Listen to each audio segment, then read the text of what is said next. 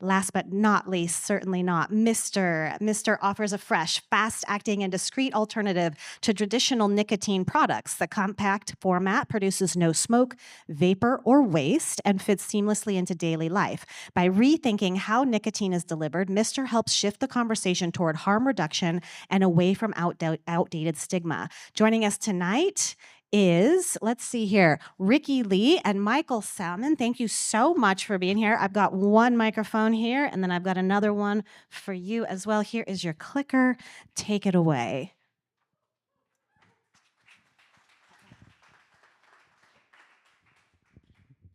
Thanks for sticking it out, guys. You know, that's pretty good effort here.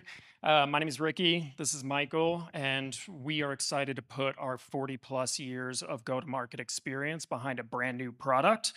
It is a nicotine mouth spray. First things first, nicotine is not tobacco.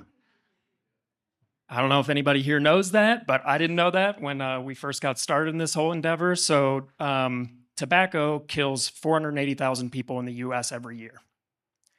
That's pretty bad. But when you strip the tobacco out of the nicotine, or strip the nicotine from the tobacco, it is way less harmful for you. And so you actually get to keep the benefits of increased focus or alertness or memory, and without the baggage, right, of the health risks. So it's much closer to caffeine as just a stimulant than it is to tobacco. So we realized that nicotine's not actually the problem. The delivery method is. Cigarettes, chew, vapes, those are all pretty harmful for your health. And it's actually gotten to the point now where there's people like Dr. Huberman and Dr. Lyon that are publicly talking about the benefits of nicotine by itself, that it can increase your memory, your cognitive function, and your focus and alertness and metabolism and quite a few things. So we're excited to be stepping into this space to create a brand new product. So as you just heard from Ricky, ultimately nicotine is going through a rebrand. Traditionally, as we looked into this, there were pretty much two verticals. Can you show the next one? Oh, it's not going. Sorry.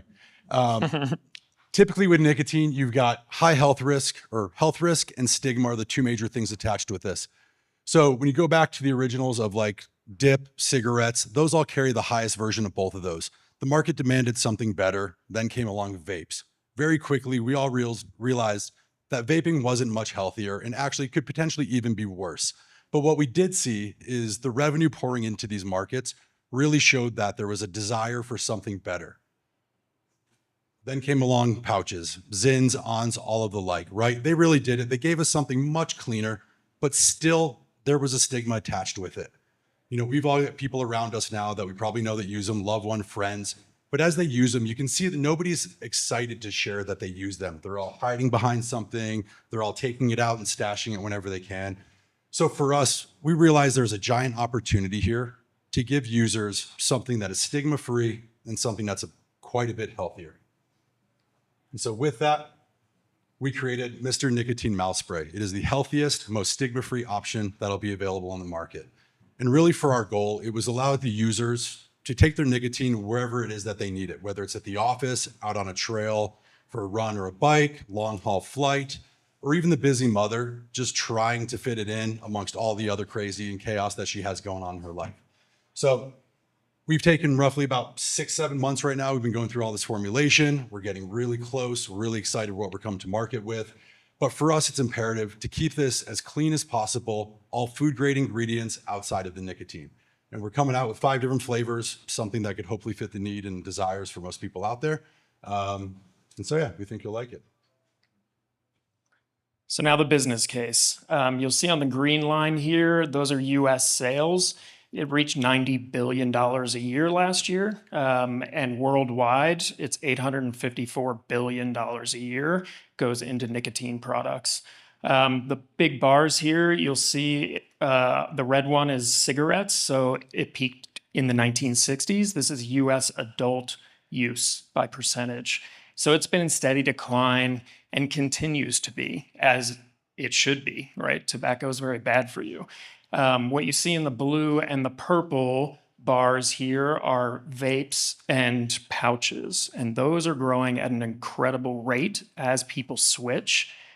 And last year was actually the first year that we saw a slight increase in nicotine consumption in the US since the 60s because of the growth of the pouches and the vapes.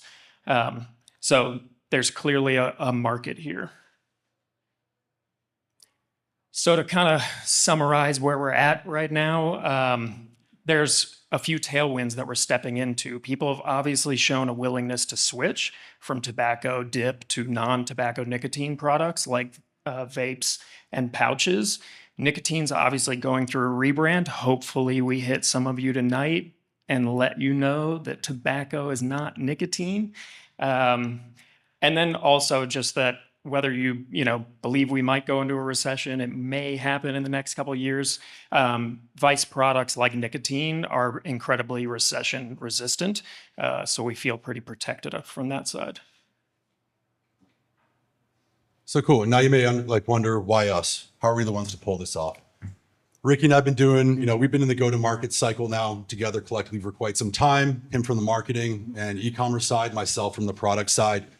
So we've been there. We both started our own startups in the past. We've been a part of high growth startups, most recently Puff and Drinkware here locally that maybe some of you know about.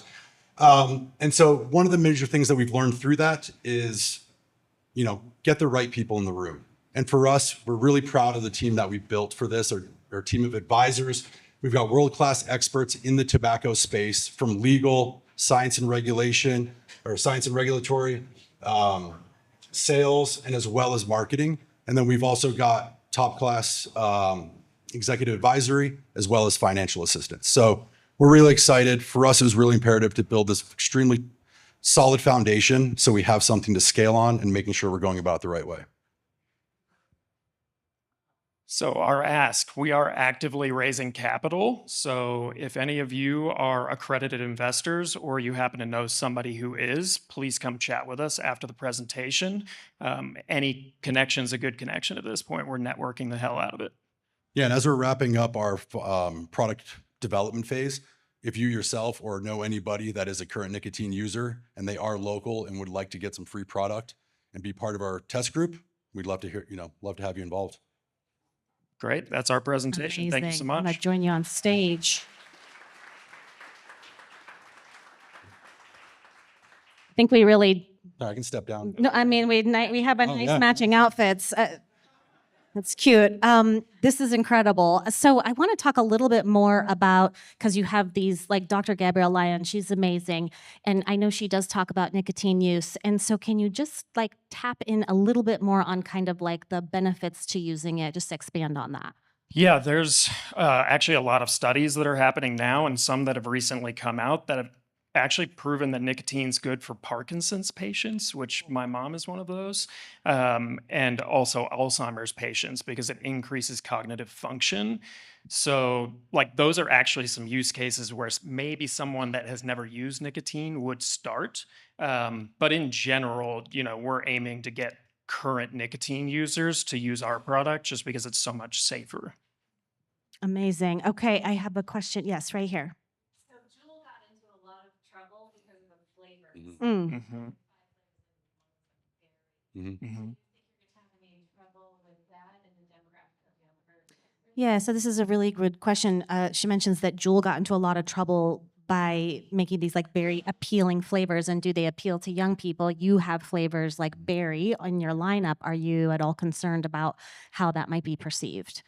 Yeah, specifically, we've coming to market with a unflavored or natural flavor per se, as well as tobacco, because tobacco is the one flavor that is still allowed. So you do have markets like California where there are flavor bans, and those are the two that we have available to be able to enter those markets and be available. So I think for us with the use of this, it is similar to pouches. I don't think the youth is really the biggest issue, for us. But as far as, our natural, that is currently what we're using for our test horse, and very palatable. So we feel really confident with being able to go out there without flavors, even if we are just going with the unflavored for somebody. that it'll still fit the build for them, you know, and we're trying really hard as far as the profile of the flavor in the mouth for it to be very minimally invasive, get in and get out as quickly as possible. We understand an environment like this, as everybody's enjoying full flavored beers, if somebody still wanted to use our spray, that it wouldn't impede on the beer that they're about to take a sip with next. And you'll never see Mr. do like a cotton candy or like anything ridiculous like that. And Jewel was pushing that hard. Yeah, so we're not putting like Mickey Mouse on the packaging or anything. Okay. No bubble gum. Gotcha. In the back, Chris.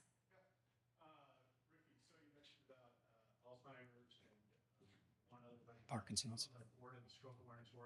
And that's also nicotine is in doses, smaller doses. What you're presenting here is something for ischemic strokes to help in that recovery as well. So Yeah. very interesting. Very cool. So he is, Chris is speaking to his work with advocacy work for stroke patients, and there's also some indications that small doses of nicotine is helpful and can be indicated in that case. Yeah, nicotine does slightly increase your blood pressure. So maybe it's in alignment with that. It's something to do with that. But yeah, we haven't actually come across that one. So thanks for sharing. Excellent. Okay. Yes, right here. Have you gained FDA approval? We are working on it. It is a very long process. That's actually Clinical trials? Yep, we're doing clinical trials, the full gamut, because this thing's being built for acquisition, you know, long term. The big guys never innovate, right? The Philip Morris's did not come out with the pouches. They bought the pouches, but they're quickly trying to diversify and get away from tobacco products because they're killing people. And so, yeah, the FDA actually like tightly regulates this and will fall into those regulations as well. When do you think it will go before an advisory panel? Yeah, so right now, currently raising capital to fund that venture is the critical stage for us. As you saw, as far as our team of advisors that we do have a member from Interscientific Regulatory Sciences Committee, where they're the ones that actually run the studies and do all the testing and do the user interaction studies. So for us, that's right now it's getting the capital because that is a very costly endeavor. Possible to file a 510K based on like a product As far as like the likeness of and like the precedent set prior, there's been some conversations around that. We were just at Next Gen Nicotine Conference down in Miami, which is fully regulatory, big tobacco, FDA, whatnot. There's been a lot of those discussions, and it's pretty in depth because on both sides it's a risk, because if you are going fully into that process and they don't accept it due to that stance, they kick you right back to the beginning of the line. So it's an option, but everything's being considered. Yeah, they generally don't like it at the FDA because even a flavor might react differently with the population at large. Very good. And right here. Near as I can tell, the only negative characteristic was addictive, which I guess exercise can be addictive. Is nicotine considered a carcinogen? Okay. Yeah, this is a great question. So he said, as far as he could tell, the only kind of downside to this is that it could potentially be addictive, as many things, even exercise could be. Is it a carcinogen? No. Next question. Yeah, no, it comes with some minor health risks like increased blood pressure for somebody that is already high blood pressure. They probably shouldn't do it. It also vasoconstricts. So if you do a lot of nicotine, it can like cause some skin issues, I guess, on the long term, but nothing that will like seriously harm you. Okay. Yes. Do you have any like protection against other brands that can come out with similar device? Like say Zyn were to launch a liquid flavor. Right. This is a great question. He wants to know if you have any like protections in place if, say, for example, Zyn launches a product that's very similar to your product. Yeah, very much a risk, right? Just like pouches. We've spoken to distributors and they're like, weekly we get 10 to 20 new pouch companies coming at us. You go to Champs Trade Show or something like that in Vegas, and you've got thousands of pouch companies out there who are all completely illegal. So for us, going that FDA path and getting kind of that stamp of approval, it is a permit for us to be nationwide in all the right places legally. But really, this is about a land grab, right? So for us, as a company, we've stayed really tight-lipped about us. This is really our first outward public event that we've done about this, because it is about being the Kleenex, being the Zyn, getting out there, getting that land grab, being the known ones, and really being the #1 acquisition target. You know, formulation, yes, it is not simple.